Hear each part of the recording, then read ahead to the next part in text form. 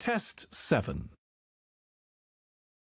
You will hear a number of different recordings, and you will have to answer questions on what you hear. There will be time for you to read the instructions and questions, and you will have a chance to check your work. All the recordings will be played once only. The test is in 4 sections.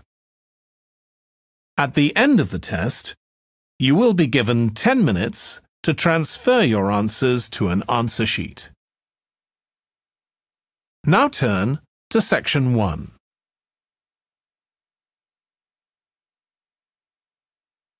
Section 1. You will hear a man telephoning a friend to find out about their local public library. First, you have some time to look at questions 1 to 4.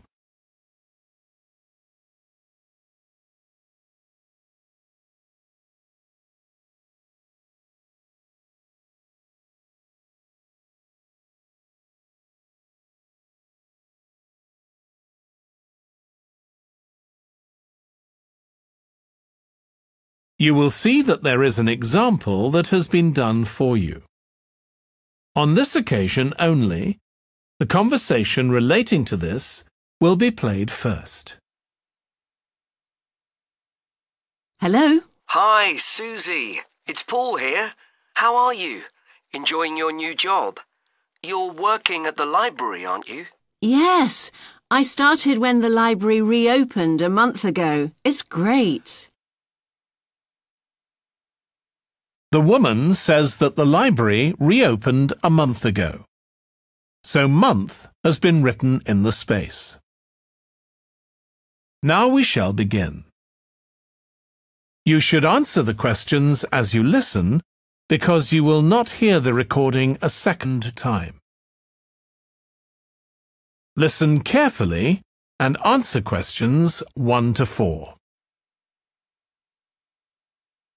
Hello? Hi, Susie. It's Paul here. How are you? Enjoying your new job? You're working at the library, aren't you? Yes, I started when the library reopened a month ago. It's great. Actually, Carol and I have been meaning to join for a while. Oh, you should. It doesn't cost anything, and the new library has all sorts of facilities. It's not just a place where you borrow books. For instance, there's an area with comfortable seats where you can sit and read the magazines they have there. Some people spend the whole morning there. Wish I had that amount of time to spend. Yes, you must be pretty busy at present, with the children and everything. We are, yes. But we're hoping to get away this summer. We're thinking of going to Greece. Well, we've got a much larger section of the library devoted to travel books now, so you should come and have a look. I can't remember if there's anything specifically on Greece, but I should think so. OK. Now, Carol's organising a project for the history class she teaches at school. It's about life in the town 100 years ago. Do you have anything that might be useful? Yes. Actually, we've now got a new section with materials on the history of the town and surrounding region. Right. I'll tell her. You can't always find that sort of thing on the internet. Now, in the old library, there used to be a separate room with reference books. It was a really nice, quiet room. Yes, we've put those books in the main part of the library now, but we do have a room called the community room. It can be hired out for meetings, but at other times, people can use it to study. I might use that. It's hard to find anywhere quiet at home sometimes. I can't remember how old your son and daughter are. We've introduced a special section of fiction written specially for teenagers, but they might be a bit young for that. Yes, they would be. Before you hear the rest of the conversation, you have some time to look at questions 5 to 10.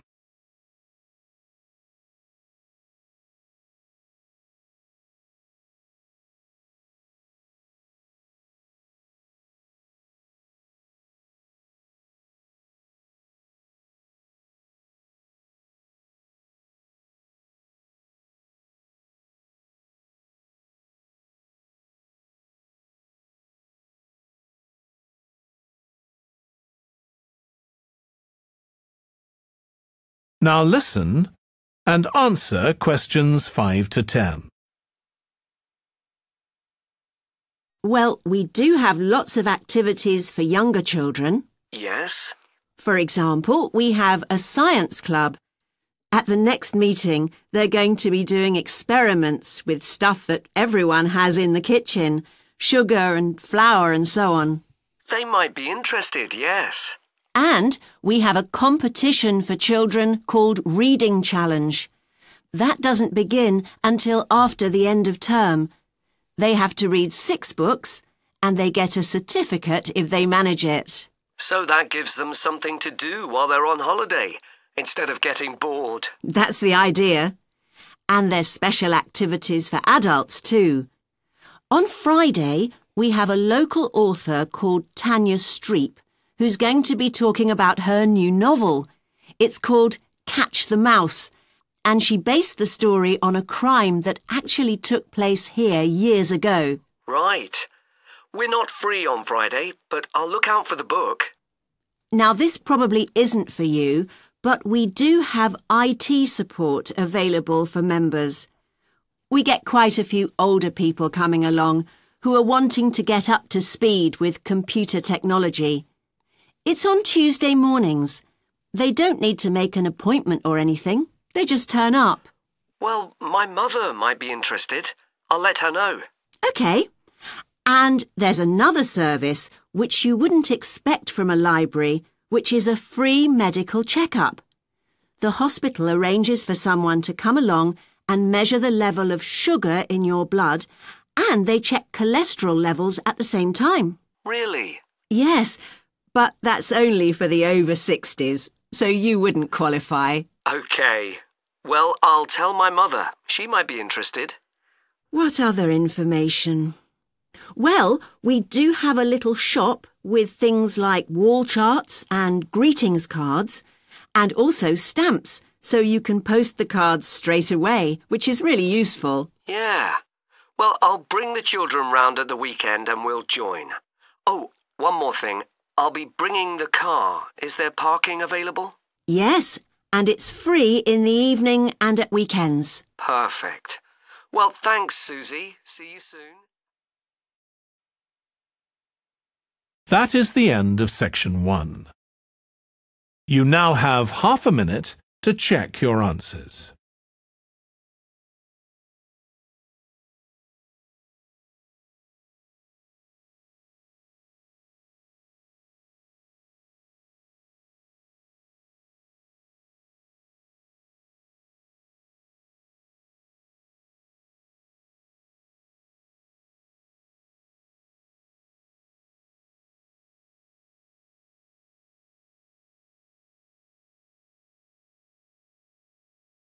Now turn to Section 2. Section 2. You will hear part of a training session for new employees at a large travel company. First, you have some time to look at questions 11 to 17.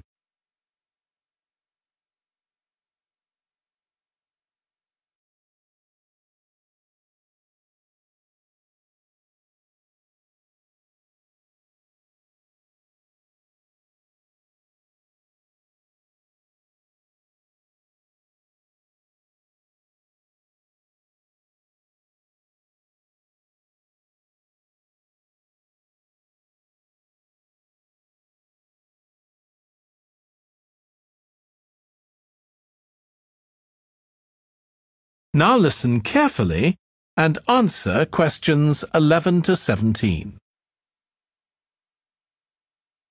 In this session in your training day, we're going to look at some of the more specialized holidays we offer at BC Travel. Now, the travel business is very competitive, and it's important to be aware of how the market's changing and developing. In terms of age groups, the over 65s are an important market, and one that's increasing steadily year on year. The fewest holidays are taken by the 31 to 42-year-olds, and that figure shows no sign of rising. The biggest market at present is still the youngest group, the 16 to 30s, But this group's also seen the biggest drop over the last few years, whereas there's a noticeable growth in the number of holidays taken by the 55 to 64-year-olds. As far as the 43 to 54-year-olds are concerned, bookings there are steady, but I have to say we haven't seen the increase we expected. One trend we're noticing with nearly all age groups is the growing popularity of holidays in which clients do some kind of specialized activity. I'm not talking here about adventure holidays where clients take part in high-risk activities like white water rafting just for the thrill of it. Activity holidays usually involve rather less high-risk sports or things like art and music. They're not necessarily cheaper than ordinary holidays, often the opposite in fact, but they do often take place outside the main tourist centers, which gives an opportunity for clients to find out more about the local people and customs. And many say this is one of the most positive features of these holidays. Of course, they offer the chance to develop a new skill or talent, but clients often say that more than this, it's the chance to create lasting relationships with other like-minded people. That's the main draw. Let me give you some examples of BC travel activity holidays. Our painting holidays take place in 4 different centers in France and Italy, and they're very popular with clients of all abilities from beginners onwards. We've got an excellent team of artists to lead the classes. Some of them have been with us from the start, and 5 additional ones will be joining us this year so that we can offer a greater number of classes in each center. As far as cooking holidays are concerned, I know a lot of agents offer holidays where clients cook recipes related to one particular country, usually the one they're staying in, but we focus on dishes from a great many different ones. Apart from that, you'll find the usual emphasis on good quality organic ingredients. That's more or less a given nowadays, and there are generally some meat-free recipes included. Our photography holidays take place in a wide range of countries from Iceland to Vietnam, and clients have the opportunity to see some stunning scenery. Groups are small, no more than 8, so clients can have one-on-one tuition during the holiday, and excursions are arranged with fully trained guides. At the end of each holiday, an exhibition is held of the photographs taken so that clients can see one another's work and receive valuable feedback from the tutor. Before you hear the rest of the training session, you have some time to look at questions 18 to 20.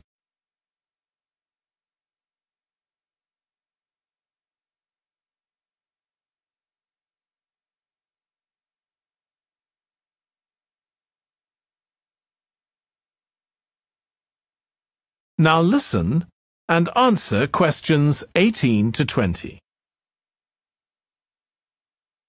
Finally, let me tell you about our fitness holidays. In Ireland and Italy, we run one-week general fitness classes for all ages and levels of fitness.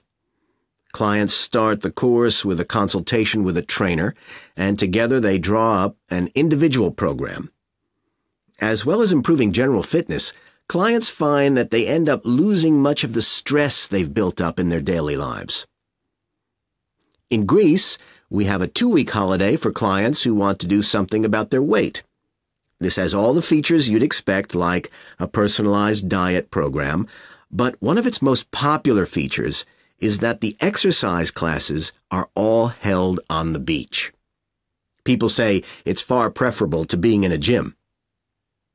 Finally, we offer several holidays in Morocco. One very popular one is the mountain biking holiday. Bikes are provided, and there are different routes according to people's ability. We offer one which is tailored to the needs of families, which is particularly popular. Okay, so that's about all the time I have today, so thank you very much. That is the end of section 2. You now have half a minute to check your answers.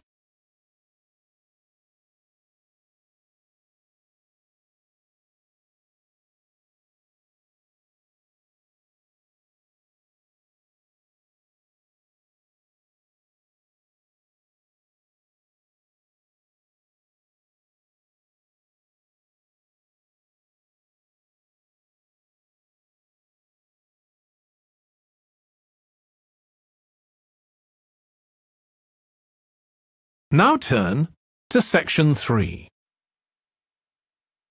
Section 3. You will hear two tourism students, called Natalie and Dave, talking about the tourism case study they are doing. First, you have some time to look at questions 21 to 26.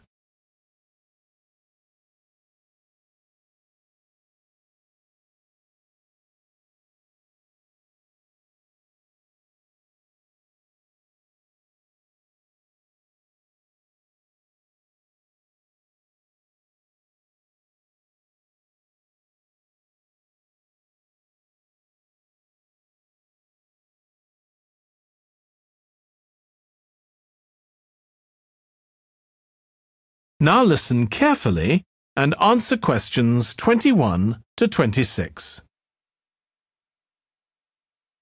Dave, I'm worried about our case study. I've done a bit of reading, but I'm not sure what's involved in actually writing a case study. I missed the lecture where Dr. Baker talked us through it. OK, well, it's quite straightforward.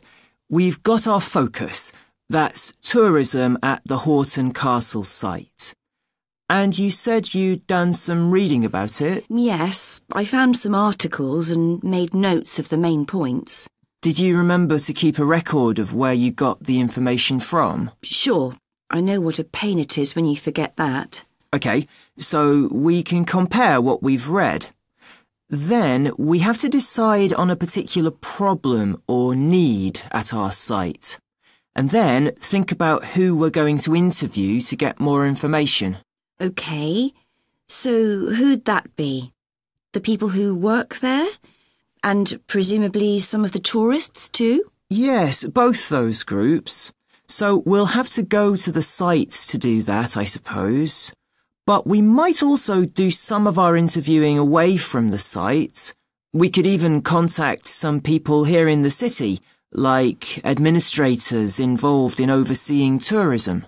OK, so we'll need to think about our interview questions and fix times and places for the meetings. It's all going to take a lot of time. And if we can, we should ask our interviewees if they can bring along some numerical data that we can add to support our findings. And photographs? I think we have plenty of those already. But Dr. Baker also said we have to establish with our interviewees whether we can identify them in our case study or whether they want to be anonymous. Oh, I wouldn't have thought of that. OK, once we've got all this information, I suppose we have to analyse it. Yes, put it all together and choose what's relevant to the problem we're focusing on, and analyse that carefully to find out if we can identify any trends or regularities there. That's the main thing at this stage, rather than concentrating on details or lots of facts. OK, and then once we've analysed that, what next? Well, then we need to think about what we do with the data we've selected to make it as clear as possible to our readers. Things like graphs or tables or charts. Right. Then the case study itself is mostly quite standard. We begin by presenting the problem and giving some background, then go through the main sections. But the thing that surprised me is that in a normal report, we'd end with some suggestions to deal with the problem or need we identified. But in a case study, we end up with a question or a series of questions to our readers, and they decide what ought to be done. Oh, I hadn't realised that. Before you hear the rest of the discussion, you have some time to look at questions 27 to 30.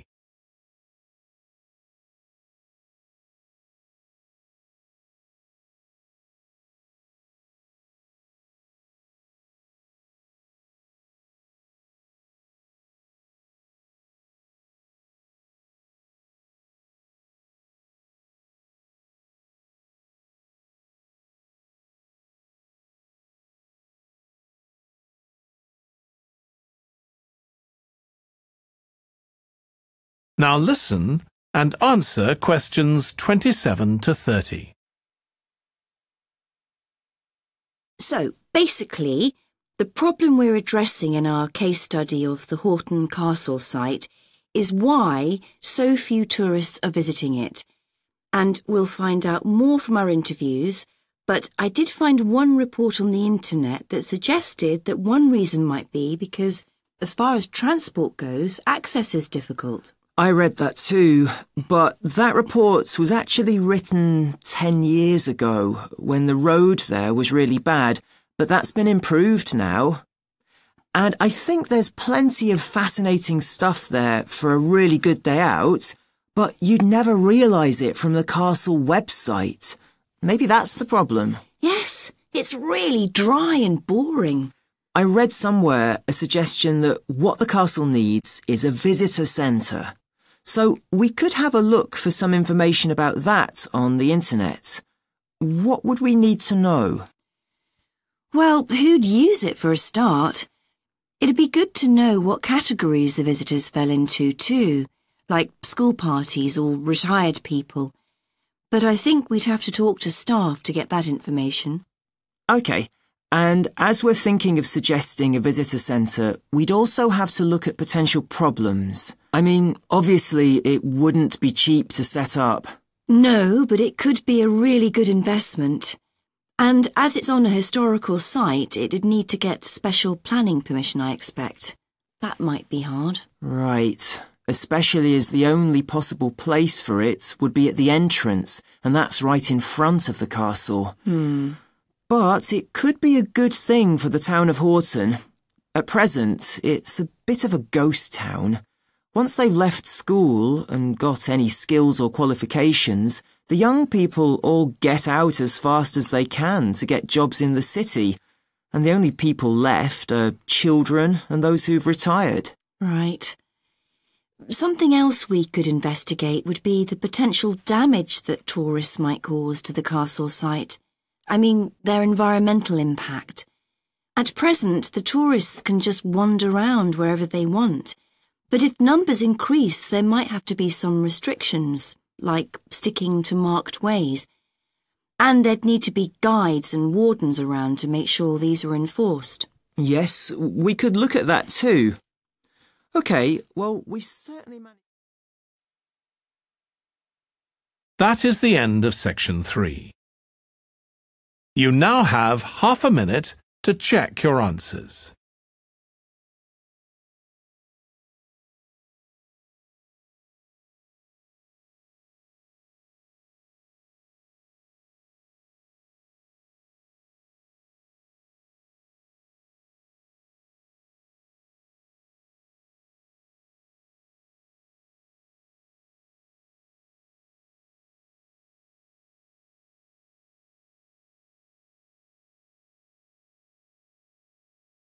Now turn to Section 4. Section 4.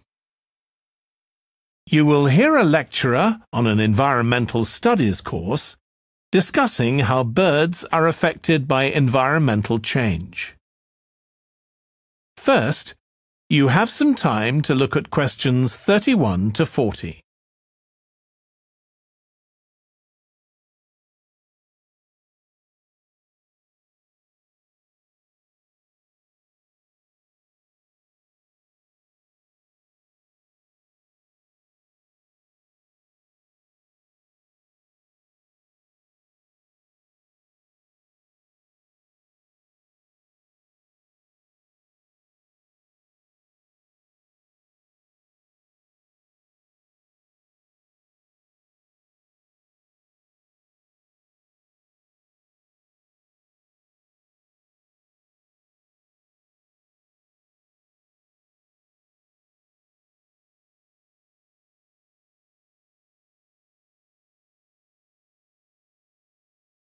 Now listen carefully and answer questions 31 to 40.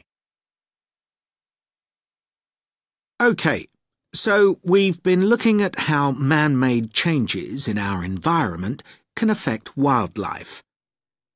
Now, I'll discuss a particular example. Let's take a look at mercury. Mercury's one of the 120 or so elements that make up all matter, and it has the symbol Hg. It's a shiny, silvery substance. You may have seen it in old-fashioned thermometers, but it's not used much for domestic purposes now because it's highly toxic. But the problem is that the amount of mercury in the environment's increasing. The main reason for this is the power plants used to produce electricity. The main source of energy that most of them use is still coal, and when it's burned, it releases mercury into the atmosphere. Some of this gets deposited into lakes and rivers, and if it's ingested by a fish, it's not excreted. It stays in the fish's body, and it enters the food chain. So, it's been known for some time that birds which eat fish may be affected. But what wasn't known until quite recently is that those that eat insects can also be affected. So, a woman called Claire Varian Ramos is doing some research on how this is affecting birds. And rather than looking at how many birds are actually killed by mercury poisoning, she's looking for more subtle sub-effects. And these may be to do with the behaviour of the birds, or with the effect of mercury on the way their brain works, so whether it leads to problems with memory, for example. And she's particularly focusing on the effects of mercury on bird song. Now, the process of song learning happens at a particular stage in the bird's development. And what you may not know is that a young bird seems to acquire this skill by listening to the songs produced by its father, rather than by any other bird. And Varian Ramos has already found in her research that if young male birds are exposed to mercury, if they eat food contaminated with mercury, then the songs they produce aren't as complex as those produced by other birds. So, quite low-level exposure to mercury is likely to have an impact on male birds in a natural situation because it can mean that they're less attractive to female birds, and so it can affect their chances of reproduction.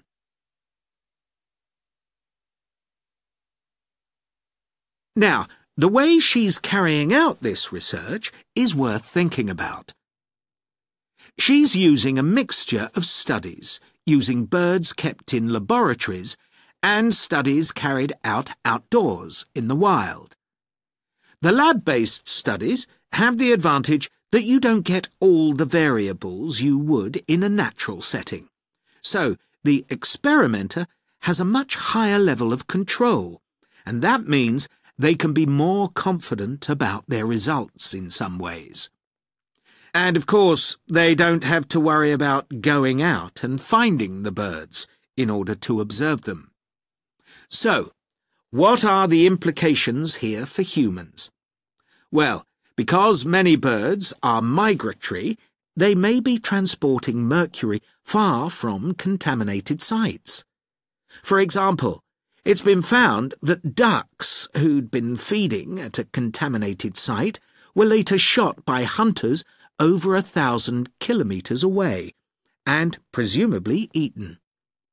But these birds likely had mercury levels high enough to warrant concern for human consumption. In addition, going back to song learning by birds, we saw that this may be affected by mercury contamination. Well, we also know that in humans, mercury causes developmental delays in the acquisition of language, and in fact this process is very similar in the brain regions it involves, and even the genes that are involved. But mercury contamination has other important implications for humans as well. It's now known that an unborn child can be affected if the food eaten by its mother contains high levels of mercury, and these effects can be quite substantial. In the end, it comes down to whether more value is placed on human economic well-being or environmental well-being. It's true there are new regulations for mercury emissions from power plants, but these will need billions of dollars to implement and increase costs for everyone. Some argue that's too much to pay to protect wildlife. But as we've seen, the issues go beyond that, and I think it's an issue we need to consider very carefully. That is the end of section 4. You now have half a minute to check your answers.